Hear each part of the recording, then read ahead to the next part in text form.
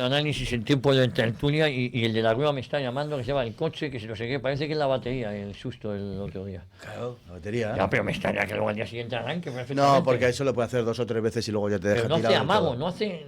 No suena nada. No, pero eso es muy raro. No, porque se ha caído llevar. Pero al día siguiente sube. Sí, Y al día siguiente, sí. Eso es normal. Puede hacer 2 o 3 Puede veces. suceder, pero Sí. ya la tienes fuera de... Ya está, tienes que quitarla en ese momento, tío. Que es lo me pasó la semana pasada, tío. Si es Está que... fuera de cacho.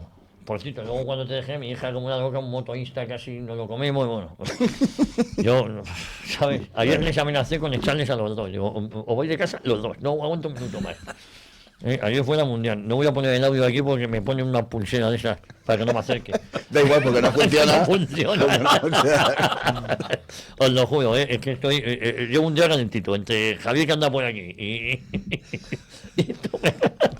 No, pues Javier tiene todo el derecho. Llega aquí una semanita y revoluciona el sí, porque el gallinero está muy tranquilo. El avispero. Bueno, vamos a ver. Os hago una pregunta. Bueno, Fernando Paz, ¿cómo estás? ¿Bien? Pues helado y cabreado, pero bueno. Bueno, mañana tienes una... Sí, señor. El centenario de Alhucemas en Alcorcón, en el Teatro Pueblo Vallejo. Eso es, a las 7 de la tarde, creo que es. Pues hay que ir a ver. Teatro Pueblo Vallejo, efectivamente. Sí. Vamos a contarlo. Luis Sánchez Movián, ¿cómo Muy andas? buenos días, Javier. Y mañana en Españoles Olvidados, antes de que me lo preguntes, Francisca Bezón, la Bezona. La Bezona. Todas tenían algún apodo. ¿Quién era? Era una actriz. Mucha gente La preguntará, Bezona. ¿quién es? Te había entendido la Pezona, pero no, la Bezona de Bezón, Bezona. Era quizás, no me atrevo a decir la actriz más importante del barroco, pero entre las 2 y 3 más importantes, porque ella siempre hizo de primera dama. Es decir, la actriz principal, que diríamos hoy, y luego en los momentos puntuales como era las representaciones del corpus, los autos sacramentales ante la corte, y las representaciones que se podían hacer en el Coliseo, se podían hacer en el Palacio Real, en el Alcázar entonces, si venían mandatarios extranjeros, que iban, las más importantes, se llamaban las sobresalientes, es decir, eran las actrices más importantes del momento que cuando se hacían esas representaciones iban ellas. Entonces, ella toda su vida se dedicó a eso, y para que nos hagamos una idea, y mañana con más detalle lo veremos, por una representación de un auto sacramental, un día de Corpus, la pagaron 4.000 reales, una auténtica fortuna en el momento. Una actriz venía a cobrar 300, 400, 1.000 ya era mucho, 4.000 reales la pagaron. Entonces mañana hablaremos de Francisca Bezón, la Bezona. La Bezona, me encanta ese señal que estás haciendo sobre actrices. Sí, me estoy enterando yo de muchas cosas y nuestros oyentes también. Sí, señor. Se piensa la gente que el teatro es una cosa, bueno, del 19 y del 20 y tal. No, en el 20 ya no se sabe hacer teatro, sobre todo en la época actual. Y estas eran actrices, fíjate, y mañana lo comentaré, en algún momento estas primeras damas o estas sobresalientes tenían que hacer en una semana 7 funciones diferentes de obras diferentes. ¿Cómo se aprendían los papeles en 24 horas? Es una cosa que yo no lo sé, pero era espectacular. Hoy ninguna actriz española sería capaz de aprenderse 7 papeles diferentes a uno por semana, y les tocaba hacerlo a las actrices del barroco español. Diego Camacho. Buenos días, ¿qué tal? Bien, bien. Bueno, tú también con tus 2 programas aquí. Ahí vamos tirando. Bueno, y bien tirando. Oye, vamos a ver, os hago una pregunta. Mañana a las 11 estaremos escuchando Españoles Olvidados. Begoña va a juicio, David Sánchez va a juicio. Según el presidente de gobierno, son inocentes, porque lo dice él. Está muy encabronado porque Félix Bolaño, las leyes de Bolaño entre la vieja y el visillo no han llegado a tiempo, y está muy encabronado. Los ministros, no sé qué sabrán, que salen a defender en vez de inhibirse, ¿no? Esto son cosas del presidente, yo no sé los chanchullos o no chanchullos que ha hecho la mujer o su hermano, eso no es mi negociado. Salen a defender a la mujer y a la mujer y al hermano, quizás porque saben que el siguiente sería Sánchez, porque de los delitos a los que se acusa a Begoña y a David, no hubiese sido posible sin un cooperador necesario que es Sánchez, con lo cual, si esto va para adelante y les empujan, después tendría que ir Sánchez y tendría que investigarle por lo pronto y abrir juicio oral, si se prueba esto, ¿no? Porque si no, no tiene sentido. Esos delitos de los que son acusados serían impensables sin Pedro Sánchez. Hombre, vamos a ver, Pedro Sánchez es responsable político, eso ya está fuera de de toda duda en este sentido. Ahora, referente al juicio de Begoña Gómez, lo que hay que decir es efectivamente que ese delito de malversación tiene que ser juzgado por un jurado. Lo malo, bajo mi punto de vista, es que el problema radica en encontrar un jurado que no esté, digamos, influenciado en un sentido o en otro sobre Begoña Gómez. Es decir, no creo que haya en España, a no ser que sea en algún pueblo por ahí perdido sin señal de televisión, que no sepa y digamos cómo ha transcurrido todo este proceso. Entonces, claro, la elección de un jurado, bajo mi punto de vista, tiene que reunir varias condiciones, pero una fundamental, que debe ser acudir al juicio sin tener una opinión formada. Yo, por ejemplo, ayer me decía mi mujer, ¿y si te nombran a ti jurado? Yo le decía, pues yo le diría al magistrado que me recuse, porque yo soy una persona que estoy contaminada por el tema de Begoña Gómez. Yo no puedo actuar como jurado y tal. Entonces yo ahí es donde veo el problema. Y yo, en la situación actual, lo que más deseo es que realmente se la juzgue y que tenga un juicio justo. Otra cosa no puedo decir. Fernando, que tenga un juicio justo, pero insisto, si cae Sánchez, si cae David Sánchez y Begoña, si son condenados, hay que seguir tirando de la manta, porque los delitos de los que son acusados ha habido colaboradores necesarios. Entre ellos podemos meter también a la ministra Montero, a la Yaguasca Montero, la responsable de Hacienda, porque uno de los delitos que también se le va a acusar, o que se va a sumar a esto, es el de haber tributado, decir que tributaba en el extranjero cuando vine aquí. Pero en el caso de David Sánchez ya está señalado por la jueza Viedma, sí, en claro, la participación de su hermano. De su hermano, el presidente. Yo llamo a la ¿cómo se llama esto? A la Diputación de Badajoz, oiga, que me den un puesto de música, no tengo ni idea de música, en este caso parece que tenía conocimiento de música, que estoy con una china y que a ver dónde me ponen ahí un auditorium y tal, pero no voy a ir. ¿Y usted quién es? Y si digo, soy el hermano de Sánchez. ¡Ah! Eso lo cambia todo, que dijo el caudillo. Se lo ponemos aquí, el puesto. Pero si no, no. Tendrías que ir con algún enchufe serio. Hay una vieja película del oeste en la que Gary Cooper, me parece que dice, en este pueblo les hacemos un juicio justo y les ahorcamos. Pues eso. Hay no sé si judicialmente se podrá establecer de una manera inequívoca las actividades de esta banda, pero todos sabemos, por sentido común, lo que ha estado pasando, y además que el epicentro de todo esto está en la Moncloa. No solamente en sentido político, que es una evidencia palmaria, sino en el sentido de la ejecución de la justicia, más allá de los instrumentos de que ésta se vale para hacerla con mayúsculas, ¿no?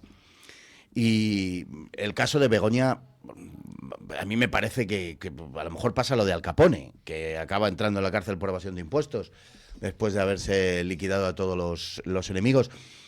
No lo sé, lo que sí sé es que es Begoña, es David, es el hermano, es la cuñada japonesa, es el número 2 del PSOE, es el número 2 del PSOE, es el fiscal general del Estado. Es que hay tal grado de putrefacción que verdaderamente sobrecoge. En esto, como en otras cosas, cuando uno pasa una determinada cualidad, es decir, cuando se da ya un salto cualitativo, da igual que le sigamos sumando elementos. Es decir, yo creo que ya no, que llueve sobre mojado, es decir, que ya no tiene efecto.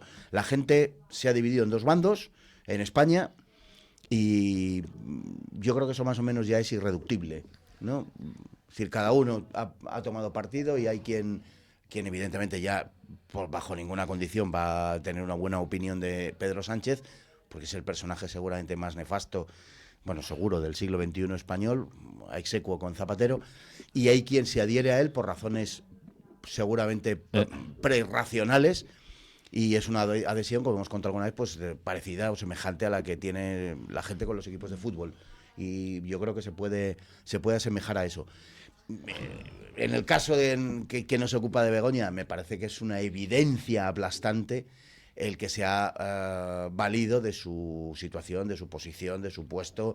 Está el caso de la asesora, está el caso de la implicación de dos altos cargos del gobierno, está la influencia en la Universidad Complutense para conseguir una posición que es absolutamente inexplicable desde el punto de vista de su formación. Ha utilizado el puesto que tiene para conseguir esa situación y no, el problema de esto es que no es un caso no aislado, sino que no es una disfunción de un sistema, sino que el sistema precisamente consiste en eso. Si tenemos en cuenta quién es su marido, vemos que su marido ha hecho una carrera desde la más absoluta de las irregularidades, pero de una manera obscena. Es decir, que le han pillado metiendo papelitos en una urna. Es que después eso descalificaría a cualquiera. Sencillamente a cualquiera. Digo, usted le han pillado para hacerse secretario general de su partido, estafando en unas elecciones que le han valido a usted esa condición de secretario general. Pero es que además, no es solo eso. Es que ese es el modus operandi. Repito, es que no es una disfunción, un tío que un día le ha pasado no sé qué. No. Es que en Andalucía, Juan Espadas fue nombrado para la dirección del Partido Socialista Obrero Español en Andalucía, haciendo lo mismo. Es que es el modus operandi, es que es Claro. eso, es que es lo que se ha instalado en el PSOE. Es que llegaron a votar como afiliadas del PSOE y como afiliados del PSOE, aparezco yo una ministra, ministre, han llegado a votar familiares de las señoras de la limpieza contratadas por la Junta de Andalucía, a las que han dado de alta de forma irregular en el PSOE, fuera de plazo, para que pudieran votar y elegir a Espadas y echar a Susana Díaz. Y sale Susana Díaz diciendo que, bueno, pelillos a la mar, que de eso hace ya mucho, la afectada. ¿Qué está pasando aquí? Claro. ¿Qué está pasando? Sí. El discurso, hasta hace no mucho, y eso es lo más grave de todo, el discurso, ya sabemos, en fin, lo que ha venido pasando desde hace 40 años en la justicia española. Pero el discurso era el de, no, nosotros, políticos, poder del Estado ejecutivo o legislativo, no podemos entrar en la cuestión judicial, no podemos censurar a los jueces, no podemos entrar a valorarlo, los jueces dirán, la justicia dirá, etcétera. Bueno, esa barrera se ha roto ya absolutamente. Y sin el menor empacho, están no entrando ya, digamos, en condicionar lo que un juez pueda o no hacer. No, es que ya emiten sentencias. Sí. Y dice, el presidente de gobierno dice, son inocentes. Sí. Lo que significa, en el estadio en el que estamos, que, traducido, es, si a algún juez se le ocurre condenar a uno de estos, vamos a por él. Y por supuesto es un juez ultraderechista, es un juez de la fachosfera, es un juez del fango, etcétera. Son ellos, ya termino, es Pedro Sánchez el que ha generado esta situación, empezando porque una vez proclamado presidente de gobierno, además de filiarse de forma voluntaria con el mayor responsable de la Guerra Civil Española, que fue Largo Caballero, además de eso, es el que proclamó que levantaba un muro entre dos Españas. Y es exactamente el mismo discurso. A mí me parece, de verdad, extremadamente grave este tipo de declaraciones. Hombre, ha habido una cosa, en mi opinión, positiva en el auto de Peinado, del juez Peinado, y ha sido que de una manera u otra, al hacerlo, yo creo que se ha adelantado al proyecto de reforma que tenía Bolaños de la justicia, claro. O sea, es que lo que pretendía Bolaños era instaurar en España, bueno, y lo que sigue pretendiendo, sí, instaurar en España la justicia del soviet. Es decir, aquí se enjuicia y se castiga a quien el gobierno manda. Es decir, que aquí se dictamina y entonces los jueces no, en este caso los fiscales, que son los que, digamos, quieren poner totalmente en la función de la instrucción de los casos judiciales y más políticos. Entonces, bueno, aquí el cuerpo de fiscales, aunque ya algunas asociaciones han evidentemente mostrado su disconformidad con la deriva de este gobierno y del fiscal general del Estado, yo creo que deben dar un paso más adelante y generar alguna protesta que sea materialmente más visible, porque a donde se quiere ir con la reforma Bolaños es a quebrar el Estado de Derecho y por lo tanto poner en peligro lo más importante, yo creo, de una comunidad política cuando te das una constitución o te das un sistema político pluralista, que es la libertad. Oye, quiero, Luis. No, hay un tema que ha tocado el coronel y voy a insistir en él porque yo trabajé, cuando ejercía de abogado, trabajé en el derecho penal mucho.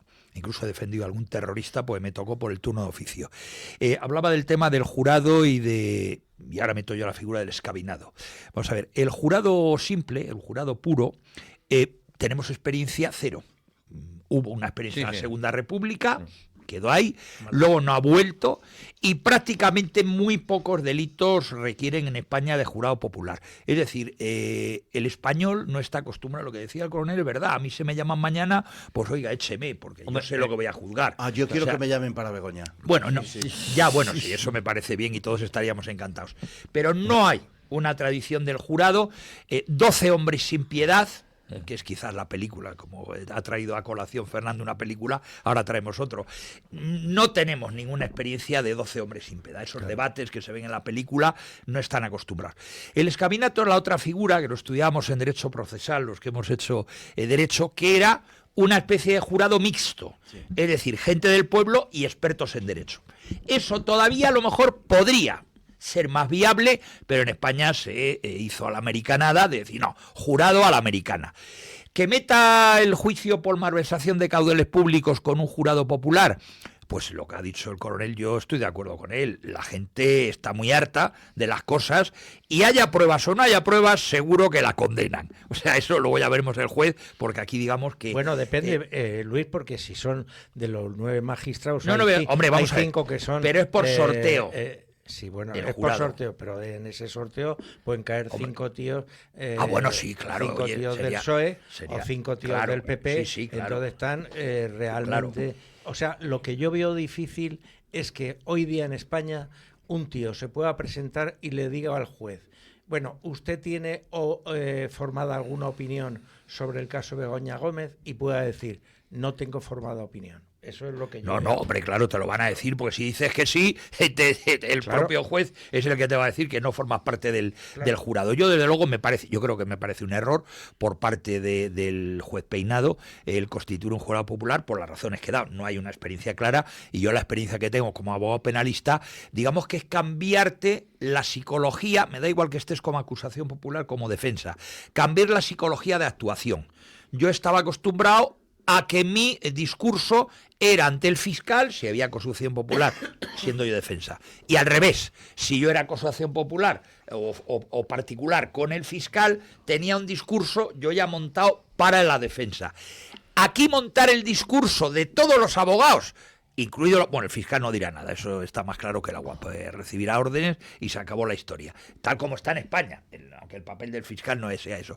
Pero el discurso, desde el punto de vista psicológico y también desde el punto de vista procesal penal, seas abogado de la defensa o seas abogado de la acusación particular o popular, evidentemente va a ser diferente, porque tú a los que tienes que convencer no es a un experto en derecho, sino es a un lego. Y entonces y luego a ver la campaña de prensa. Pues claro, mientras esté celebrando el juicio, y en España, que somos todos los españoles muy influenciables, la campaña de prensa a favor o en contra puede también, en cierto modo, inducir al jurado popular a decisiones equivocadas. Entonces yo ahí sí que me parece un error, porque no hay experiencia, que este juicio, en fin, si se celebra, veremos a ver. Y otro aspecto es que el juicio en sí va a ser un juicio muy difícil de poder llegar a una, pero de llegar a una sentencia. Por eso decía, yo lo que le deseo a Begoña es que tenga un juicio justo, pero es que lo difícil es sacar una sentencia en un tribunal conjurado, con la cuestión mediática que hay en España, y segundo dato, donde el Ministerio Público no va a acusar y no va a utilizar las pruebas de incriminación. Estamos ante un juicio totalmente inédito. Sí, quiero que escuchéis esto, por cierto, en televisión española es una vergüenza, es un pozo de inmundicia. Están hablando de Begoña Gómez, pero las imágenes que aparecen son las de Miguel Ángel Rodríguez, Feijóo y Isabel Díaz Ayuso. Yo digo que esto, de verdad, menos mal que no lo ve nadie, no lo ven ni ellos, no lo ven. Y llaman a este mamarracho de magistrado al que llaman todos los días. Sí. Para que dé su Jueces y juezas, por lo menos. opinión, claro, jueces y juezas, ya te lo digo todo. Este Memo, que es otro el tal Joaquín Bosch, que es otro abogado defensor de Begoña, ¿no? Al que llaman todos los días a televisión, me gustaría saber qué le pagan. Bueno, escuchar esto, porque esto me lo ha pasado Pedro Fernández Barbadillo, esto es muy grave, porque Rufián reconoce en este audio que ha intentado presionar al gobierno para acabar con la independencia judicial. Es que viene a decir este asunto, no se ponieron los cascos. Bueno, hasta donde sabemos, el auto es un despropósito y no son palabras mías, sino de gente que sabe muchísimo más que yo. Les recuerdo que, por ejemplo, el señor Pinedo en el auto decía que Begoña Gómez había conocido a la famosa asesora en el tanatorio por la muerte de Begoña Gómez. Con lo cual, a mí hasta que no me enseñen un auto diferente, pues esto es un despropósito, y repito, no lo digo yo, sino lo que le dicen jueces. Esto al final se trata de una ofensiva de una parte del Poder Judicial que se activa con la llamada del expresidente Aznar, con aquello de quien puede hacer que haga, y nosotros a la SOE le avisamos hace ya mucho tiempo que intentara cambiar a esa parte del Poder Judicial que hace ya mucho tiempo, y en Alsasu, por ejemplo, lo saben, pues que lucha contra según quién, contra según qué ideas, contra según qué partidos. Y el PSOE lo que hizo fue repartirse los jueces con el Partido Popular. Perdón, ha salido el señor Feijóo precisamente diciendo que esto era intolerable, continuar en esta senda judicial de acoso en el Salen entorno todos a defender a Begoña, y pero ponía precisamente ¿qué sabe el foco Rufián en de los los negocios de socios Begoña? que sustentan al gobierno. Bueno, ¿Qué le parece esta medida de presión? Yo no me siento presionado por el señor Feijóo, en todo caso seguramente él se sienta presionado por otras personas que también tienen su entorno enfangado, y además con cosas reales, no con inventos o con autos que son un despropósito, repito. El señor Feijóo habla muy mal de él y de la oposición de este país, que supuestamente con la que está cayendo, ¿no?, que es una frase muy suya, pues que nadie le reconozca como alternativa, que no sean capaces. Y creo que, por ejemplo, el jardín en el que se han metido negando que hay un genocidio en Gaza demuestra su incapacidad y su inutilidad. Lo más grave de esto es cuando dice que nosotros llamamos a Sánchez para decirle que cambiara, que se cargara a esta parte del Poder Judicial, que no es molesto. Mira, vamos a decirle a este que los autos, en la mayoría de las ocasiones, que los transcribe es un secretario. Te quiero decir que si eso ha pasado, que yo no me he enterado de que haya un auto que haya dicho que se había conocido en el tanatorio de Begoña Gómez, pues puede ser un error tipográfico, ¿eh? Pero la gravedad está en otras cosas. La pregunta, Fernando, es ¿por qué salen ministros, ministras, mamarachos, gente de la oposición, gente que no está en el gobierno, pero que sí que apoyan la investidura, a defender a Begoña? En vez de decir, mire, los negocios de Begoña a mí usted no me meta, yo vengo aquí a hacer política, si es culpable que se la lleven por delante, no sé, en vez de quitarse en medio, es que salen como un escudo. Pues una parte, obviamente, por la connivencia que tienen en los negocios del gobierno. Joder, si es que cuanto más se tira de la manta, más se ve que están todos pringados. Si es que, joder, coges a Ábalos y resulta que Ábalos no era el único que estaba en los paradores. No.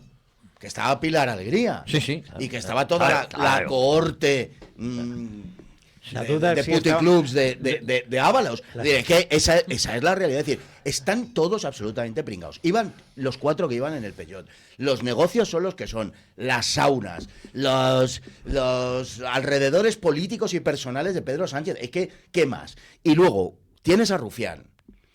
Y tienes a toda la troupe en torno a Rufián, a Esquerra Republicana, a Junts, al PNV, a Bildu, en fin, lo mejor de cada casa. Y esos tienen interés en mantener a Sánchez en primer lugar, en primer e inmediato lugar, porque la propia debilidad del gobierno es lo que les permite cogerle por sálvase a la parte, estrujársela y sacar de él todo lo que quieran. Obviamente, por la propia debilidad del gobierno. Y básicamente es eso. Y segundo, porque comparten proyecto. Al margen de los negocios, que en alguna medida también lo comparten, es que comparten proyecto. Es que ya les va bien así. Claro. ¿Con quién va a estar más a gusto? Bueno, el Partido Popular tiene acreditadísimo también en fin, las camas en las que se ha metido con Convergencia y con el PNV. Cuidado con esto. Claro, pero claro. quiero decir, el proyecto de fondo de toda esta historia, al final, lo comparten. Si no en lo afirmativo, sí en lo negativo. Y sí en aquello a lo que se oponen. A los enemigos de la nación, lo que mejor les va es la debilidad de la nación. Y la debilidad de Pedro Sánchez es una fuente de fortaleza para todos los enemigos de la nación. Si es que estamos obviando cosas primarias, Javier, como el hecho de que a Pedro Sánchez le apoya los que quieren destruir a España. A ver, es que le apoya a Junts, le apoya a Bildu, le apoya a Esquerra Republicana, le apoya al PNV. ¿No sería para plantearse verdaderamente en cualquier país normal y civilizado? Bueno, simplemente racional. Con eso valdría decir, oiga, este señor está gobernando con los enemigos de la nación. Ergo, el gobierno, las medidas de gobierno que toma, etcétera, en la medida en la que están aprobadas por los enemigos de la nación, esas medidas van contra la nación. Claro. Entonces, ¿cómo no van a apoyar una situación de debilidad que, al margen de la significación ideológica, apoyarían en cualquier caso, porque ya la misma debilidad de gobierno para ellos es fuente de fortaleza? ¿Cómo no lo van a apoyar? Más luego, pues todas las connivencias que tienen y la impunidad generada en ese sistema clientelar, que es el sistema autonómico, y que ha sido la mayor fuente de corrupción de la historia de España, con mucha diferencia, porque la inmensa mayor parte de los casos de corrupción, y desde luego los más cuantiosos, véase Cataluña, véase Andalucía, son causa, o al menos viven en el ecosistema y en el hábitat del Estado de las autonomías. De otra manera, con otros controles, sin este sistema clientelar, no se podrían haber dado. Lo que dice Fernando es cierto, en mi opinión, también, pero hay que añadir, yo creo, una cosa, y es que esa situación que se da en España no es un juicio de valor que haga Fernando, sino se basa en las declaraciones urbi et orbi de personas como Otegui o de personas como Rufián, etcétera, etcétera. Es decir, los propios aliados del gobierno son los que se han declarado enemigos de la nación española y los que han dicho que para que a ellos les vaya bien les tiene que ir mal a España. Y entonces Sánchez, al coger el poder en el año 23, lo primero que hace es decir que va a levantar un muro. Es decir, ahora tenemos un presidente del gobierno que es presidente del gobierno para aproximadamente la mitad de los españoles. La otra mitad queda fuera de, digamos, de ese poder ejecutivo. Son despreciados, que es lo que nos pasa a los que estamos al otro lado del muro. Pero es importante que esto que dice Fernando, que yo suscribo al 100%, no es un juicio de valor suyo, es que se basa en las declaraciones de los aliados de Pedro Sánchez. Eso es. Claro. Vale, por cierto, el jurado popular, lo que yo entiendo que lo hace, o se ha solicitado lo que sea también un jurado popular para evitar la acusación de lawfare, diciendo no lo van a juzgar. No, yo creo que no, Yo creo, yo creo que esto, la malversación es de los delitos que hay que juzgar por un jurado, según la reforma de Felipe González. Es así, sí. Entonces, pero como decía un jurista, claro, la ley es dura, pero es la ley. Y además la han hecho ellos mismos. Esa precisión la iba a hacer yo, pues efectivamente, lo marca la ley procesal, que es uno de los juicios que tienen que hacerse con jurado. Pero les hace daño en cuanto a claro, políticamente sí. Por eso digo que a eso me refería, que efectivamente lo marca la ley, pero que además ya se les acaba el lawfare. Oye, si no lo vamos a jugar, va a ser un jurado popular, que ustedes están. Bueno, pero ya han adelantado posición de ficha, Van a ser unos fachas los que van a estar en el jurado popular. Se lo he oído decir a un ministro. Bueno, claro. Mira, ya lo ha dicho. Pero es que da la sensación de que las pruebas son tan abrumadoras que es que blanco y en botella. Mira, yo como concepto, y al margen de la cuestión esta, pero me parece que tiene relevancia, yo como concepto, sinceramente, no entiendo el jurado popular. Y lo tengo que decir con claridad. No, claro. Yo tampoco. El juicio a una persona, el destino de una persona, no puede estar en no se puede jugar a las habilidades de un abogado a la hora de llegar por la vía de la emotividad a 12 señores, a 9 señores, que no saben, señores que no tienen formación, ni idea de la cuestión procesal, ni de la validez de las pruebas, no tienen absolutamente ninguna. Esto es parecido, de verdad, es parecido a como si tuviéramos un señor enfermo y juntáramos a voleo a 5 para que diagnosticaran. Y uno dijera, pues yo creo que tiene papera. No, tiene escarlatina. No, lo que tiene es, no sé, COVID. O sea, no tiene sentido. Lo que hay que hacer es, estamos hablando del destino de una persona, que en ocasiones pues puede ser, en fin, según las circunstancias, desde la pena de muerte hasta pasar años en cárcel o meses o una multa o lo que fuere. Bien, el destino de una persona, que es algo muy serio, no se puede poner en manos de una panda de iletrados en materia jurídica, que a lo mejor son sapientísimos en arte griego, tal, pero que no. Es decir, a mí me parece una barbaridad. Sí, bueno, yo pone... apoyando lo que ha dicho Fernando, cuando se habló de ello en el debate constitucional, de poner jurado, etcétera, etcétera, ya hubo una oposición por parte del Consejo General de la Abogacía. Claro. Y luego encuestas que se han hecho entre abogados, y yo he participado en alguna, la mayoría de los abogados españoles estaban en contra del jurado por esa razón que tú has dicho y por la inexperiencia que tienen los españoles en la figura del jurado. Ahora seguramente vaya a venir bien el jurado. En los juicios con jurado es poner el poder de la dialéctica por encima de los hechos. Claro. No, y el espectáculo, cuidado. Sí, bueno, porque tú tienes, no hay más que ver las películas americanas. La puesta en escena, más, claro, en definitiva, es decir, se pone lo que debe ser secundario como factor determinante del resultado de la sentencia. Cuando en España nuestra tradición judicial siempre, cuando digamos se ha juzgado neutralmente a la gente, a los encausados y tal, lo que tiene relevancia por encima de todo son los hechos probados. Claro. Vale, y déjame que me repita en un artículo que hemos publicado hoy, que he publicado en edatv.news, que digo lo siguiente: España vive una situación inédita en democracia. El núcleo más íntimo del presidente del gobierno está imputado, procesado y camino de juicio. Pero ojo, ni Begoña Gómez ni David Sánchez podrían haber desarrollado sus negocios turbios, sus chanchullos y sus privilegios sin el amparo directo, cómplice y necesario de Pedro Sánchez. La figura del colaborador necesario en el Código Penal se ajusta a la perfección al presidente del gobierno. Bueno, y de capo de la banda. Claro. Si es que no es ya, vamos a ver, la forma en que funciona el poder, que a lo mejor mucha gente pues no pero que acredita la historia, tiene una cierta peculiaridad. O sea, evidentemente tú no necesitas dar las órdenes. O sea, el hermano de Pedro Sánchez no es un presunto delincuente porque digamos, Pedro Sánchez se lo haya ordenado. Naturalmente que no. Pero Pedro Sánchez, estando perfectamente al cabo de la calle de todo lo que sucedía, le acogía en el Palacio de la Moncloa.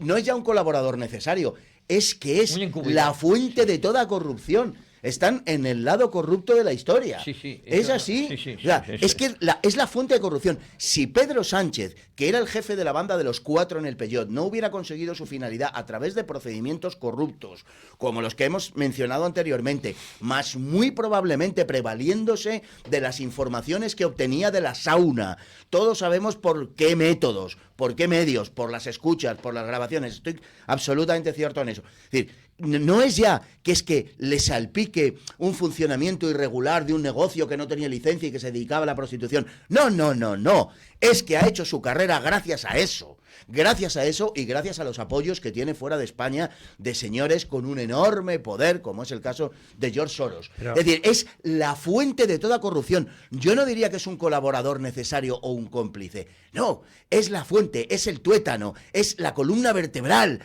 Es de lo que depende todo. Si ese señor no hubiera llegado allí, evidentemente ni Begoña hubiera hecho lo que ha hecho, ni David hubiera hecho lo que ha hecho, ni se habría casado con la cuñada japonesa, ni Santos Cerdán hubiera estado ahí, ni Ábalos hubiera estado ahí, ni el fiscal general del Estado, ¿quién nombra al fiscal? Pues eso. Es decir, nada de eso hubiera sucedido. A lo mejor hubieran sucedido otras cosas y hasta peores. No lo sé. Bueno, peores no se me alcanza, pero hubieran sucedido otras cosas. Pero eso no hubiera sucedido. El elemento, la variable independiente, el elemento indispensable de la corrupción galopante personal y política se llama Pedro Sánchez. Pero vamos a ver, yo diría que Pedro Sánchez es el que se inculpa él personalmente en estar implicado en toda esta serie de delitos. ¿Por qué? Bueno, vamos a ver, sin tener ninguna información de cómo ha funcionado el manejo del poder dentro del Partido Socialista, todos hemos detectado que dentro del Partido Socialista no se mueve una hoja sin el permiso de Pedro Sánchez. Claro. Entonces, en la forma que él ha tenido de dirigir su partido y de que los ministros, los viceministros, la gente tal, es como una especie de eco a las ideas fuerza que él manda, lo que no es de recibo es que en los temas de corrupción queramos sacar al presidente del gobierno de la responsabilidad cuando tiene toda la responsabilidad por la forma en que ha ejercido el mando. Es como si yo, jefe de un regimiento, tengo fama de ser un coronel muy duro en el regimiento y que llevo a macha martillo la disciplina de mis hombres y resulta que hay un sargento de cocina o un capitán de cocina que está metiendo la mano en el rancho de la tropa y entonces yo no me entero. Claro. No tiene claro. explicación.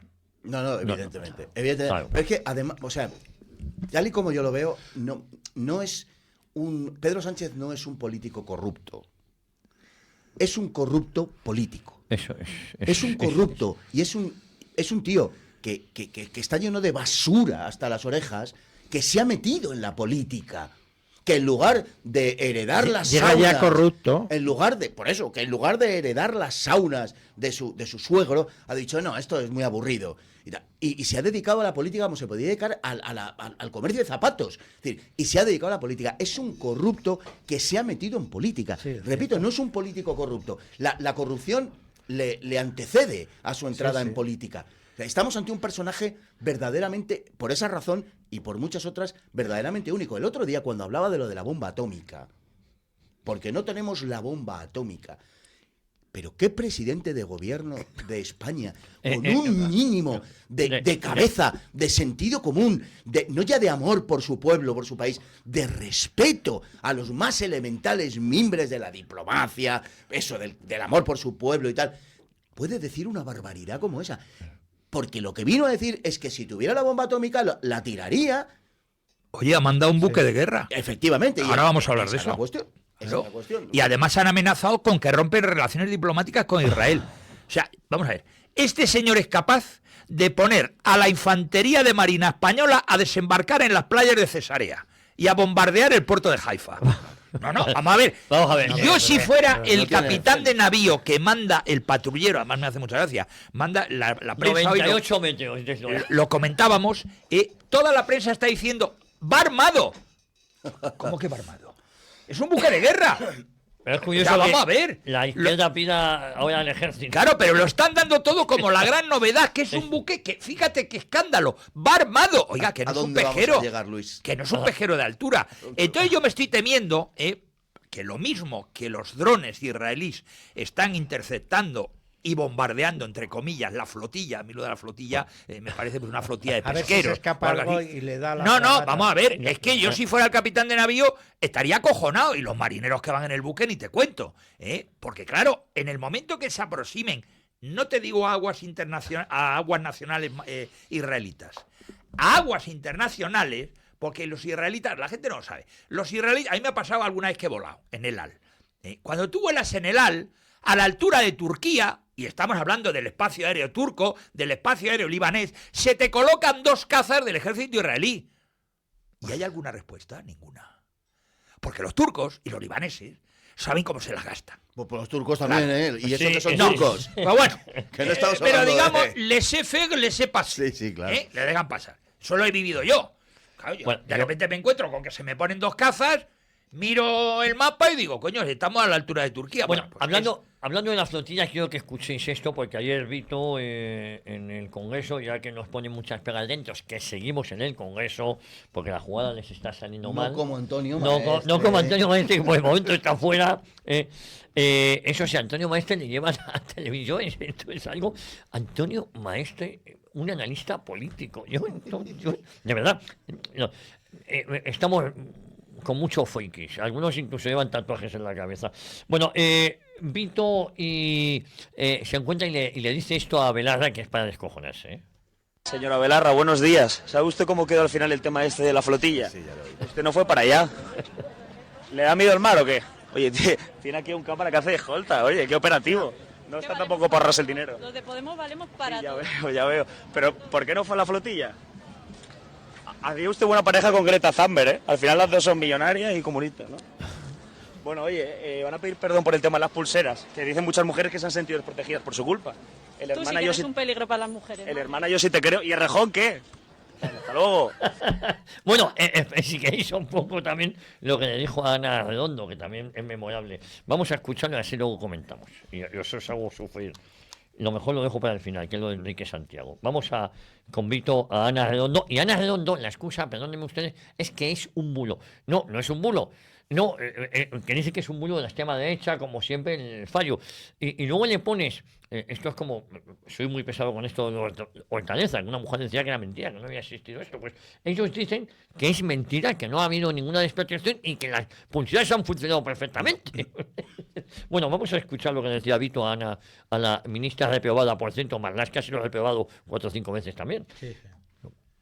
No hay forma de que el Partido Popular se entere. ¿Usted pide perdón a las mujeres víctimas de las pulseras que dicen sentirse desprotegidas? ¿Pide perdón? No se han sentido. Sí, lo dicen en entrevistas, en televisión, que se han sentido desprotegidas. Pero pide perdón a las mujeres. Bueno, pues la ministra de Igualdad, Ana Redondo, defiende que esas pulseras son seguras. Yo siento evidentemente una desprotección total. Yo no sé dónde está mi agresor, no sé si está en mi ciudad, si está en la de al lado, yo no sé dónde está. Bueno, niegan las evidencias, La ¿no? realidad, Hay sí. Llega mujer y dice, no, es que me siento desprotegida. No, no se siente usted Es desprotegida. que es una agredida extrema derecha. Sí, claro, Claro, claro. el desprecio del Partido Socialista hacia las víctimas, Y hacia la verdad. sea del terrorismo o de la agresión sexual, es una cuestión Palmaria. sistémica y palmaria, o sea que tampoco es para sorprenderse. Es evidente que las utilizan como una excusa argumental puramente de tipo político. Es decir, lo he dicho siempre, es decir, ellos enarbolan la idea de la mujer en abstracto y las mujeres en concreto les traen sin cuidado y están absolutamente dispuestos a sacrificarlas, les da lo mismo. Yo, bueno, sé que es un ejercicio que planteamos muchas veces, pero de verdad, concretamente y particularmente en este tema, imaginaos que esto sucede con otra administración diferente. Sí, sí. Bueno, Tendríamos las calles ardiendo, Las calles nos están ardiendo, matando, nos están... O sea, sería algo verdaderamente insoportable, que es lo que van a hacer en cuanto Lo vamos salgan. a vivir, ¿eh? Sí, lo vamos a vivir. Sí, sí. se puede resumir diciendo, hermana, yo sí te creo si eres de las mías. Sí, sí, Claro, completamente. es eso. Y con dudas. Oye, me dicen que saque el tema de los curas, uno de Toledo y otro de Madrid, pillados con sus amigos gays. No sé, me ha pillado con el pie cambiado, nunca mejor dicho el asunto. Y Miguel me comenta, no es que yo quiera defender a Antonio Maestre, pero tiene la misma cualificación o más que Noelia Núñez para ser analista. Y encima Noelia va a televisiones públicas. Noelia es la antigua portavoz del Partido Popular.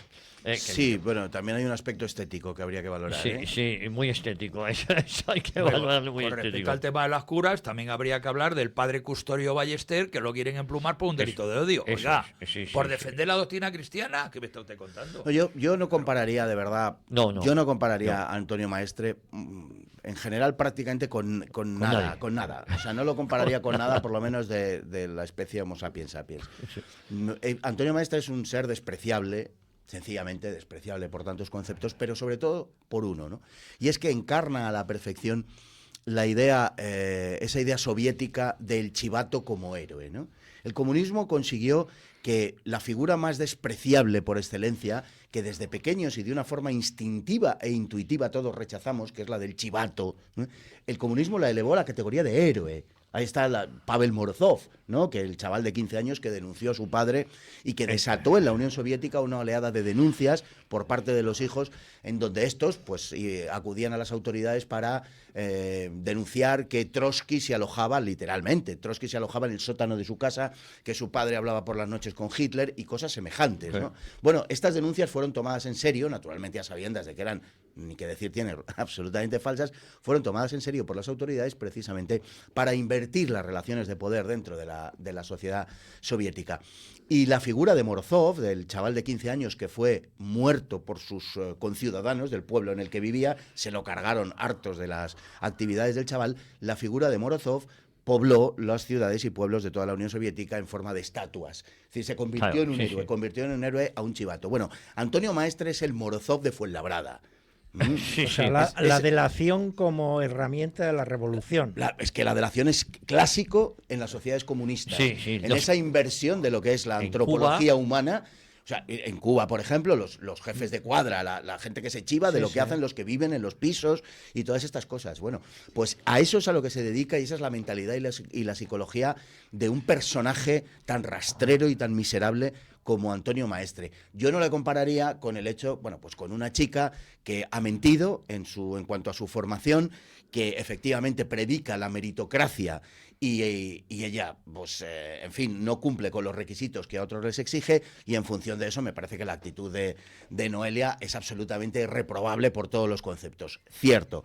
Pero, hombre, de ahí a compararle con Antonio Maestre, pues tampoco nos pasemos. Me dice que si es por estética defiendes a Sara Santaolalla. Pues la defenderá él, porque desde luego no es mi estética. Con todo el cariño para nuestro oyente, pero no es mi estética. Le van a ver mañana a Miguel en Alcorcón. A nuestro amigo Miguel de Alcorcón. Claro, sí. Hablaré con él acerca del asunto de Santaolalla, sí. Vale. Tendremos ocasión de contrastar opiniones. Bueno, Begoña al banquillo, Luis Sánchez de Mogollón y David Sánchez también. Claro, lo de David Sánchez, uno dice, si lo raro, a tenor, digo lo que se ha sabido y lo que hemos escuchado del propio David Sánchez, dónde trabaja, no, o sea, qué te dedicas, tampoco lo sé. Lo único que se sabía es que no vivía en Elba, vivía entre la casa de Miguel Ángel Gallardo y en la casa de su hermano en el Palacio zurdo de de la Moncloa. Moncloa, le llaman tener un zurdo. Quiero decir que si yo fuera un ministro, insisto, yo no saldría en defensa de estos tipejos en función de la cantidad de indicios que hay. Yo, como mínimo, diría, miren, yo no lo sé, que se lo pregunte usted a otro, sobre ¿no? todo si eres ministra de Hacienda. Eso mejor me callaba, ¿no? Porque esa es otra historia. Lo que me ha llamado más la atención de todo este affair que estamos comentando es el equipo jurídico que lleva Begoña y que lleva el hermano. Son los más malos de la clase. A lo mejor son patriotas. Sinceramente, yo hablo desde el punto de vista estrictamente profesional porque yo ejercí casi 20 años de penalista y además en el turno oficio que ves muchas cosas, además de particular. Vamos a ver, yo en su día, no voy a dar más datos, trabajé en algunos temas en la época de Felipe González para la Dirección General de la Policía, en temas de la policía. En aquel entonces, la policía o el Ministerio de Interior, cuando tenía problemas, acudía a abogados particulares y más o menos buenos. No porque yo trabajara en algunos temas y fuera el mejor de España, pero bueno, éramos abogados particulares que defendíamos como a un cliente más al Ministerio de Interior, a un comisario de policía o a un inspector acusado de no sé qué. Ahora son a tíos que han tenido cargos en el Partido Socialista. Y esos son, y además muchas veces estamos viendo las querellas que hacen, los recursos que plantean, se los tiran abajo todos. Oiga, búsquese usted, será por falta de dinero, búsquese usted un equipo jurídico mejor. Entonces yo sinceramente lo digo, con estos abogados que llevan Begoña y que lleva el hermano, se van al talego seguro, con jurado popular y sin jurado popular. Son malos, pero hasta decir basta. Luis, yo creo, de verdad, si tú te fijas en la declaración primera, famosa, que negó contra toda evidencia la señora Inchaurrondo, si tú te fijas en la declaración, lo que sorprendía enormemente, sobrecogía incluso, era que cuando le preguntan a él dónde estaba ubicada la oficina donde tenía que ir, no lo sabía. No lo sabía, ¿qué significa? Tú vas a... Que no había ido. Evidentemente, pero más allá de que no había ido. Pero es que no existía la oficina físicamente. No, pero ¿seguro? Más allá de que no había ido, de que no existiera la oficina, significa que se sienten con la impunidad tan grande, absoluta, como para ni siquiera preparárselo. Porque, coño, tú vas a comparecer ante un juez y te lo preparas para decir la verdad. Si además vas a mentir, entonces ya tienes que urdir una historia que sea creíble. Claro. O te lo prepara tu abogado con tu ayuda. Por descontado, es a lo que voy. Entonces, si tú te lo preparas, tú hablas con tu abogado y dices, oye, ¿qué le puedo decir? ¿Qué no? ¿Qué historia me invento? ¿Qué le cuento? No, este fue allí como el que, joder, son las 11, ay, verdad, si tenía que ir ante el juez, como si no sé si tomarme un chato de vino o comparecer, y fue allí y dijo que es que no sabía ni dónde estaba la oficina. O sea, quiero decir con esto, ¿qué grado de impunidad no sentirán como para acudir así ante un juez, como diciendo, estos no tienen cojones? Lo que decía Polanco, no hay cojones en España para negarme a mí una televisión. El PSOE había hecho una ley de audiovisual y tal, a medida de todos, pero claro, Polanco no entraba porque tenía que emitir una serie de horas en abierto y tal, y no lo hacía. Y dijo, no hay cojones. ¿Por qué? Porque sabía que tenía el gobierno absolutamente rendido de su parte y la justicia no se le iba a interponer. Bueno, pues esta es esencialmente la misma actitud. Es decir, no hay cojones a mí, el hermano del presi, no hay cojones para enchironarme y en consecuencia, pues no sé qué hacer, si tomarme un café o ir ante el juez. Y es lo que pasó. Pero no solamente el justiciable, que efectivamente se comporta así, es que el equipo jurídico, todos y cada uno de mis compañeros, digo mis compañeros, pues pertenezco al Colegio de Abogados de Madrid desde hace 42 años, no tienen la decencia, ni el decoro ni la honestidad de decir, oye, si tú pasas de todo y yo te quiero dar consejos y pasas de todo, yo renuncio y me voy. Claro, habrá que preguntar, ¿qué minuta les están pasando los abogados? La minuta será de agarre tirón también es, Pues es la única explicación. En Televisión Española manipularon, porque dijo Silvia Inchaurrondo, la gran bulera, que había sido mentira lo que habíamos oído. Sí. Y nos puso un vídeo donde él decía dónde trabajaba. Silvia, fue muy burdo, porque eso fue en la segunda declaración, que le volvieron a preguntar lo mismo y el abogado dijo, mira, tío, aprende de dónde trabajan por lo menos. Pero los manipuladores de televisión decían que era mentira, que se había tergiversado sus palabras. ¿Os acordáis? Sí. Y luego, ¿qué puso ella? La segunda comparecencia ante la juez Beatriz Viedma, pero no la primera. Porque nosotros nos referíamos a la primera vez que le llama a la juez, el pájaro, yo no daba crédito. Hombre, no puede ser. Yo pensaba, que yo sigo pensando que esto, el padre de Sánchez ha llamado a David, a Pedro, y le ha dicho, Pedro, echa una mano al tonto de tu hermano, que esto está en narices, que se dedica a San Petersburgo, a tocar la guitarra, que saca la zambomba, una japonesa. No, en el mundo musical es nadie.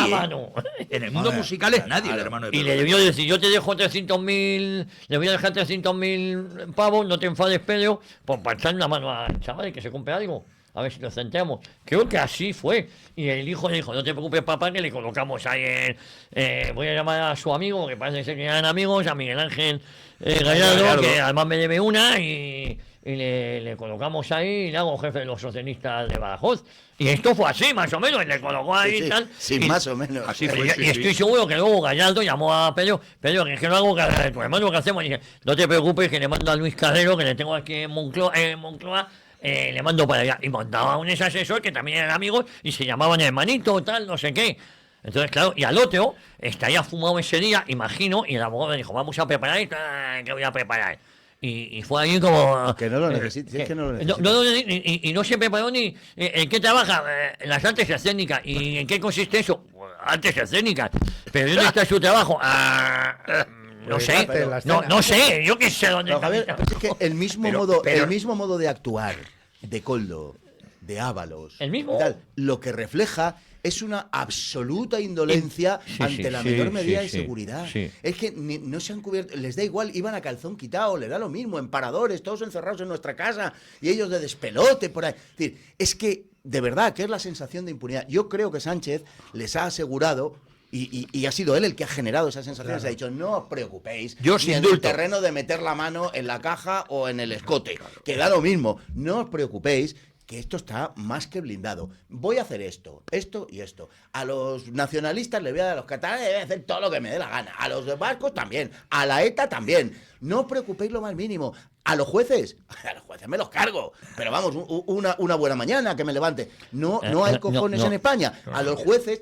Y esa impunidad, o sea, esa desfachatez con la que han actuado los familiares o los cargos políticos del PSOE, esa absoluta desvergüenza que lo hacen delante de todo, como si fueran la mismísima Silvia Inchaurrondo, esa mismísima desvergüenza no se puede explicar de verdad si no se tiene una sensación de absoluta impunidad. Y esa para mí es la clave. Entonces, están lanzando, bueno, pues lo que decía Javier, el asunto de los bulos, que es gravísimo, y en el fondo, bueno, es que salía ayer Pedro Sánchez hablando, creo que en una universidad americana, de la defensa de la libertad de expresión. Sí. Pero ¿se puede tener menos vergüenza que eso? Oye, me están contando Javier Millán que Díaz Fernando fue un placer la charla de ayer con el que hacía mucho tiempo que no le veía. La verdad es que el cocido de ayer estuvo bien, lo pasamos muy bien, fenomenal, sí, con los oyentes de Informa Radio. Vamos a ir llevando a contertulios y a juntarnos con nuestros oyentes para que hoy vengáis. Yo cuento con vosotros también. En otra de estas ocasiones fue un encuentro con oyentes, 25 pavos el cocido y estuvo... fue muy... Estaba bien el cocido. El cocido estaba muy bueno, ¿eh? Bueno, oye, y Alicia me recuerda que esto es serie. El tal Josete es un cargo eclesiástico con novio hace 3 años que conoció en una orgía y esto lo han contado ellos mismos. Y el problema de todo esto es que lo mantiene defendido y mantenido en el cargo por... Monseñor Cobo. Bueno, es que le ayudó a ser cardenal. Cobo también parece ser, no sé quién me dijo que tenía novio, que no me voy a meter en eso. Hombre, no me voy a meter en eso si no se dedicara a Dolce combinazione. Hay un vídeo sobre Josete que está colgado. Sí, de pasar que aquello es... Pues no te lo he pasado yo ayer por la noche de milagro, porque le he estado viendo yo ayer por la noche. Me lo han pasado varios y le ponen, pero vamos, a caldo bien, ¿eh? Pero, una especie de humorista dice lo que hay. Pero no, y Cobo lo mantiene, porque claro, Cobo igual pues le gusta también el asunto, ¿no? No, es que parece que movió hilos para ayudarle a ser cardenal. Claro, no les preocupa el Valle de los Caídos. No, sí que le preocupa porque permite a ETA poner pancartones ahí en una basílica católica. Y no dice nada. No dice nada. No dice nada.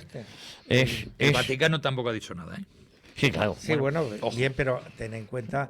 hay que tener en cuenta una cosa. La única monarquía electiva, creo, que existe en el mundo es el Vaticano y prácticamente desde el siglo VII, VII de nuestra era. Y entonces, bueno, evidentemente se basa en una serie de cosas. Un buen servicio de información, un sistema jerárquico brutal, y en ese sistema jerárquico, evidentemente, la persona que debe, digamos, alertar al Vaticano de cualquier cuestión es el cardenal, el arzobispo o el obispo que está en esa diócesis. Si no existe ese aviso, el Vaticano suele tentarse la ropa y esperar a ver cómo se soluciona el tema en el asunto. El abade Solemnes tampoco ha dicho nada, que es el superior jerárquico de la orden. Bueno, yo os comentaba, ayer Tate también estuvo Tate Barceló estuvo en el Congreso de los Diputados y se encontró pues con el secretario general del Partido Comunista, abogado de las FARC, de la narcoguerrilla. Y fue curioso porque... ¿Santiago? Sí, Santiago, Enrique Santiago, ¿no? Es curioso porque el secretario general del Partido Comunista le preguntan por la corrupción de Begoña, o la supuesta corrupción, y en vez de, insisto, decir... esto no sé, pregúntenle usted a Pedro, a mí que coño me pregunta. Sale también el secretario general, que el Partido Comunista ha quedado diluido en esas sopas de letras ya en pequeñas sectas que hay bueno, ahora se han ido a sumar porque piensan que pueden rascar más, porque estaban ahí, claro. No sabían, estos han traicionado a Podemos, han traicionado no sé qué, se han ido cambiando. Bueno, vamos a poner los cascos, dura 10 segundos, pero es muy significativo porque le preguntan sobre Begoña y él dice que ¿por qué no le pregunta sobre el ático del novio de Ayuso? El secretario general del PC. Tiene una obsesión con el ático. ¿Qué tal, señor Santiago? ¿Cómo está? ¿Cómo valora de Begoña Gómez? A juicio. Tengo una reunión. ¿Qué le parece? Una valoración. La verdad es que deberíais hablar un poquito más del ático ese donde vive el novio de Ayuso, que ha pagado... Joder, presidente, a juicio. ¿Qué os parece? Yo que- Porque un político le tiene que decir a un periodista de qué tiene que hablar. ¿De qué tiene que ¿Podríais hablar? hablar un poco más? Pues mire, no me sale de los cojones. Le Claro. estoy preguntando A usted. por Begoña Gómez. Claro. Es que es acojonante. Bueno, es que eso, si os acordáis, ya lo dijo Rufián Sí, sí, claro. en el Parlamento referido a Vito Quiles. Sí, sí. Y dijo, no, yo no te echaría, yo no votaría porque te echaran Si no... si tú también preguntaras a no sé qué. O sea, Oiga, usted que me si va a hago el decir a mí a quién trabajo, pregunta. claro, si hago el trabajo que usted quiere que yo haga. Me deja. O sea, yo tenía entendido, pero claro, son cosas mías, ¿no? Yo tenía entendido que una dictadura era un régimen en el cual el poder político le decía a la prensa lo que tenía que hacer y una democracia era lo contrario. Lo contrario. Es donde la prensa le decía, bueno, pues dígaseme en qué estadio estamos en España, porque verdaderamente la situación es como poco confusa. Y esto es exactamente lo mismo. Bueno, evidentemente toda la izquierda en su conjunto quiere hacer presa en el novio de Ayuso, que a mí me parece perfecto, porque me parece impresentable lo de Sí, Ayuso, sí, sí. me parece absolutamente impresentable, pero hombre, le están preguntando a usted por la señora Begoña Gómez. Bueno, al Partido Comunista, ¿quién le ha visto y quién le ve? Entre otras cosas, porque este tío ha sido secretario general del mismo. O sea, Enrique de Santiago, con el rosco multicolor en la solapa izquierda de su traje. Los que Te iban... puedo decir que los en la que época eran de Santiago antisistema. Carrillo no hubiera llegado, vamos, ni de coña, Vamos, a nada. Pero ni a Bedel Ni de a- Santísima Trinidad. Exactamente. Oye, cuando estaba por la cierto, sede allí. Enrique Santiago vive en un ático en la plaza de Chamberí. Te quiero decir que no es que En mi barrio. igual podríamos preguntar por los dos áticos. Es su dacha, esa. Eso, es su dacha ahí. Pero la Tienen misma, locura por los áticos. pero ¿no? les Los encanta colegios. esto, a los rojetes les Que es lo encanta. más caro que hay en el barrio de Chamberí, los Bueno, áticos. Con el vértigo que yo tengo. Poneos los cascos también, porque ahora ¿Otra vamos a escuchar a un grande que es Figaedo, pero eso ¿por qué? Y bueno, no sé si escuchaste la entrevista que le hice el pasado martes, yo creo que estuvo brillante, está en nuestras redes sociales, pero Figaedo le da un repaso a Ayahuasca Montero. La Montero tiene un serio problema. La Montero ha sido elegida candidata en la Junta de Andalucía, según la intención de voto, no sale peor que Manuel Espadas, la mujer de Manuel Espadas, como nos recordó Figaedo, sigue colocada en estos organismos que tampoco saben muy bien a qué se dedica. Para que luego a digáis manejar el Word que Perfect. el pueblo no es sabio. Sí, no, pero O eso sea, es verdad. ha entrado esta como candidata y se ha desplomado el PSOE. Pero te digo más, tiene un serio problema porque Ayahuasca Montero y los tres inspectores firmaron en Badajoz un informe que decía que este tío vivía en Elba. Y cuando la juez de Viedma le pregunta a los tres inspectores en un informe que primero no estaba firmado, y cuando se lo presentan a la juez dice, machote, a mí sin firmar no me vale, que me lo firme alguien. Y firman tres inspectores que parece ser que eran de libre disposición, vamos, colocados a dedo por la ministra. Le preguntan a la juez, ¿ustedes han comprobado que este señor viva en Elvas? Y los tres dijeron que no.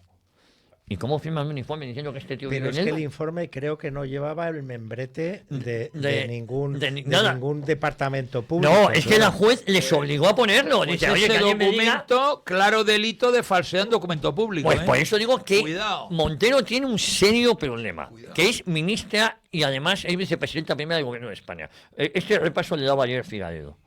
Porque es usted la ministra de Hacienda y es usted la encargada de que en España acabe la corrupción, aunque esté usted metida en el gobierno más corrupto de la historia de España. Todos los españoles sospechamos que usted es, en definitiva, cómplice de todas estas corruptelas. Todos lo sospechamos, así que atrévase y conteste. ¿Intermedió usted para que el señor Aldama se beneficiase de ese aplazamiento? ¿Sabía usted que el hermano del presidente del gobierno vivía en la Moncloa?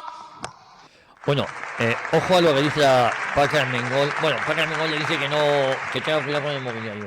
Mira. Bueno, lo hemos contado, lo hemos puesto. Figaredo, le ruego que vaya, que sea sensible también con el material de la Cámara.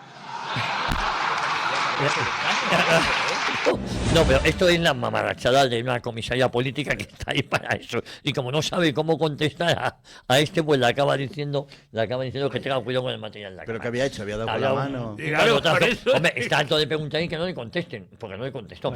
Lo de Víctor de Aldama es muy serio.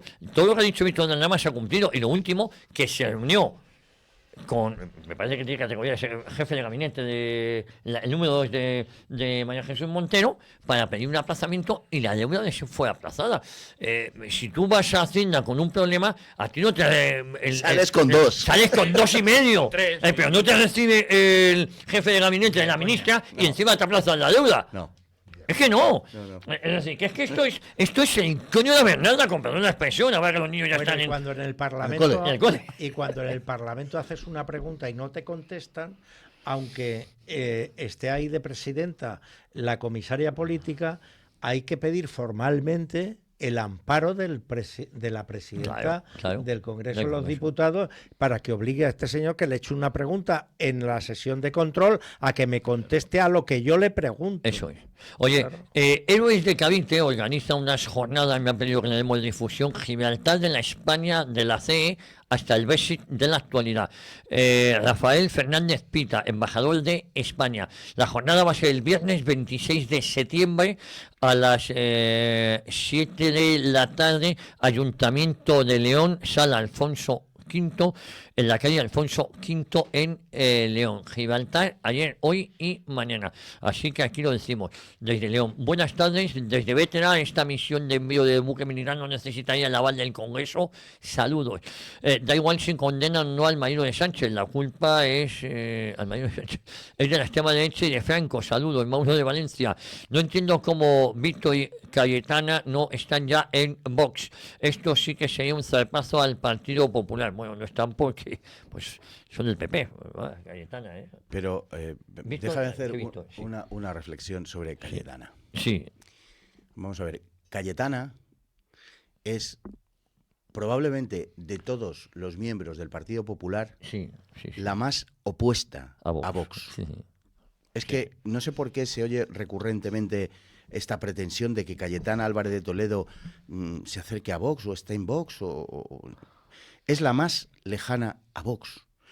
Entre otras cosas, porque Cayetana Álvarez de Toledo sí es una persona inteligente y es una persona culta y es probablemente de toda la que podemos considerar la cúpula o las cabezas visibles del Partido Popular la que tiene mejores razones o razones más elaboradas, que para mí no son mejores, pero entiéndase en qué sentido lo digo, razones más elaboradas para oponerse a Vox. Dicho de otra manera, es la que se opone a Vox con más conocimiento de causa. No hay nadie en el Partido Popular tan lejano a Vox como Cayetana Álvarez de Toledo. De verdad. O sea, no hay nadie tan lejano. No confundamos, que es por lo que yo creo que se producen estas situaciones, no confundamos la temperatura, digamos, la rotundidad de las aseveraciones de Cayetana Álvarez de Toledo, que ciertamente se expresa con esa contundencia habitualmente, no confundamos eso con tener un posicionamiento cercano a Vox, porque representa justamente todo lo contrario. Ella es, podemos decir algo así como una, hombre, yo no diría ideóloga, porque sería mucho decir, pero sí es una de las cabezas pensantes del globalismo presente en el Congreso de los Diputados, y en el Partido Popular y en nuestro bendito país.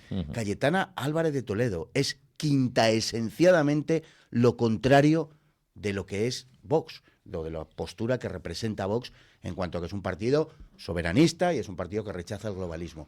No sé por qué, de verdad, y me sigue sorprendiendo que todavía se confunda la rotundidad de un posicionamiento con el hecho de estar cerca de Vox. De verdad que no es así. Bueno, más cosas. El juez Peinado está muy señalado por los creadores del relato socialista. Quizás busca el juez una legitimidad moral en la futura sentencia. Sería un error. Bueno, el juez Peinado es instructor, con lo cual no sería quien juzga. No puede juzgar. Begoña y David serán absueltos por el jurado. Sánchez dirá que todo fue una persecución de la derecha. La gente se indignará y votará en masa al PSOE. Fin de la historia. Esto lo dice Jorge de Coruña, desde La Coruña. Buenos días. El gravísimo problema de España, cada único en Europa, no es que Sánchez gobierne con los partidos que quieren destruir España, sino con el apoyo de millones de españoles que están de acuerdo en que España se vaya al garete. Yo disculpo al independentismo, a nadie engañan, pero el pueblo español no tiene perdón de Dios, nos dice por aquí. Miguel Jiménez Polonio, vergüenza debería de dar al gobierno y al rey como jefe de las Fuerzas Armadas poner a disposición de esa flotilla un buque para auxiliar, teniendo de antecedente no mandar auxilio inmediato al pueblo valenciano. Muy No buena tiene reflexión. arte ni parte el rey No, aquí no en el manda. buque. Sí, en este caso, el rey tiene parte en descojonarse con Sánchez ayer en una infame foto, pero bueno. Y en firmar Eso es. determinadas leyes Eso, inconstitucionales. por ejemplo, el indulto a los separatistas Por catalanes. ejemplo, la amnistía. Y el indulto a los violentos, porque también los firma el rey, de Zaragoza. Y en determinados discursos que da en foros internacionales, como sin ir más lejos, ayer. Donde avala la política de salud y reproductiva públicamente, traducido como aborto. ¿Vale? sí. Por ejemplo, o sea, el rey no puede hablar. El rey no puede posicionarse políticamente. Bueno, no puede, por lo visto, en lo que debería. Sí, porque claro. en lo que no debería, Sí lo hace. ha hecho llamamientos públicos, por ejemplo, a acabar con los partidos populistas, con los partidos tal. Sí, sí, Se ha posicionado públicamente en cuestiones, repito, como el aborto, por ejemplo, sin ir más lejos ayer mismo. Y en cuestiones semejantes. Es decir, que probablemente calla cuando tiene que hablar y habla cuando tiene que callar. Y si no habla, que no hable nunca. Eso es. Pero en el despliegue de la Fuerza Naval no tiene arte ni parte. No, ahí no. Vale, más oyentes, uno más voy a leer. Si le das por avisar si le dan por avisar a 9 oyentes de La Boca del Lobo de jurado en el juicio de Begoña, ya quisiera Begoña el veredicto del asesino negro americano de la chavala ucraniana.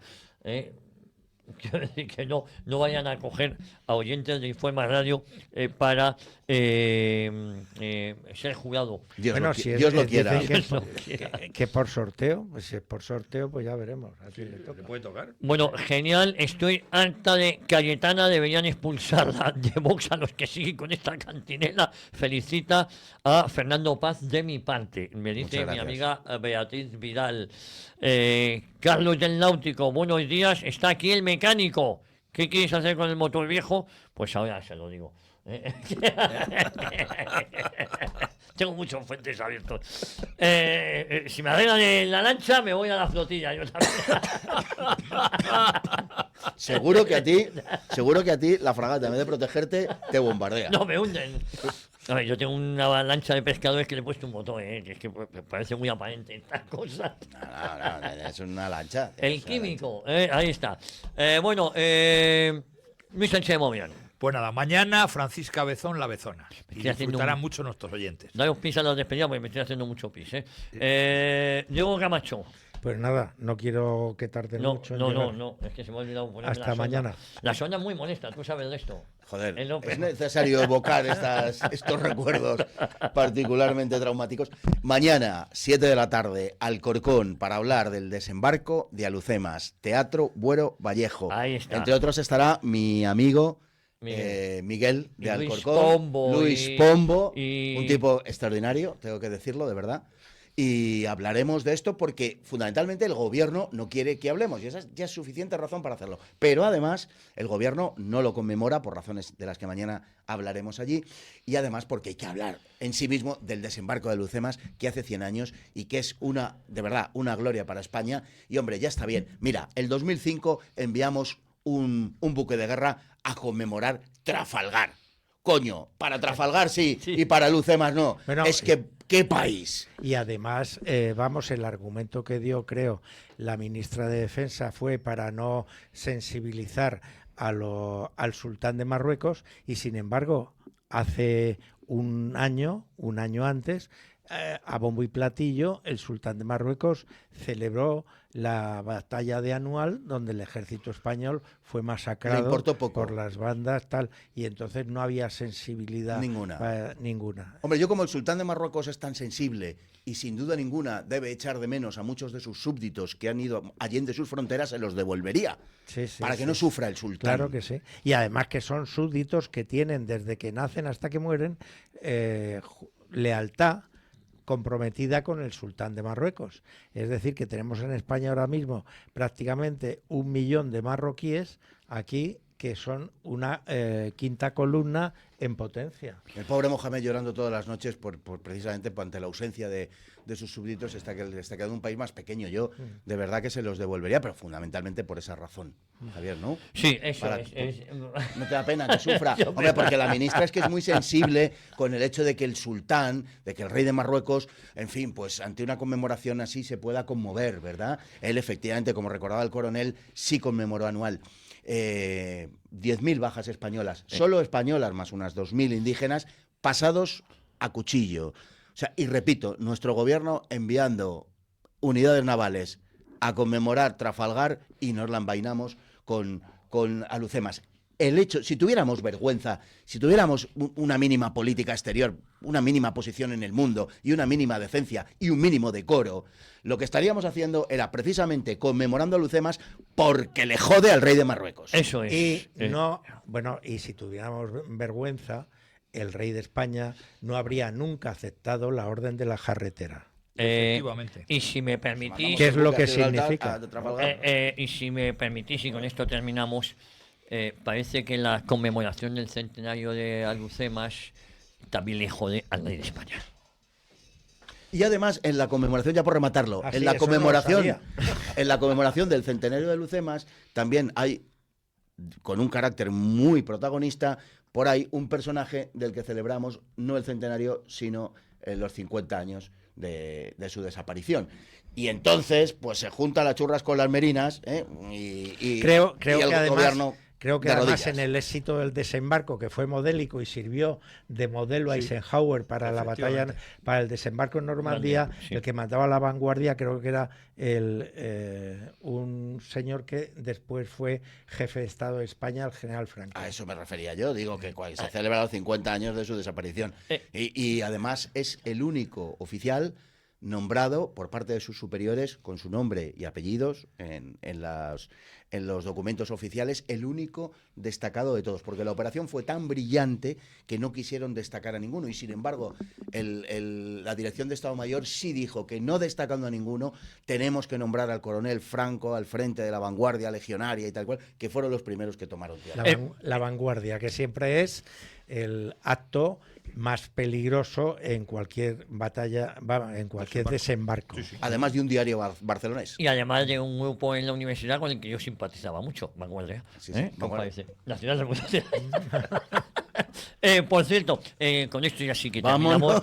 Hoy a las 6 de la mañana, ya sabéis que estoy todo el día conectado en Onda Cero, en No Sonora, que a mí es un programa que me divierte, me entretiene, lo presenta una rojilla y tal, pero bueno, hay que escuchar un poquito de todo. Estaban entrevistando a un historiador, un capitán del ejército, hablando del vuelo del Plus Ultra, que está muy bien, le daban que si le dedicaban un tango, que si un polizón dentro del avión, todo eso muy... Que el polizón merece un capítulo aparte que le van a hacer.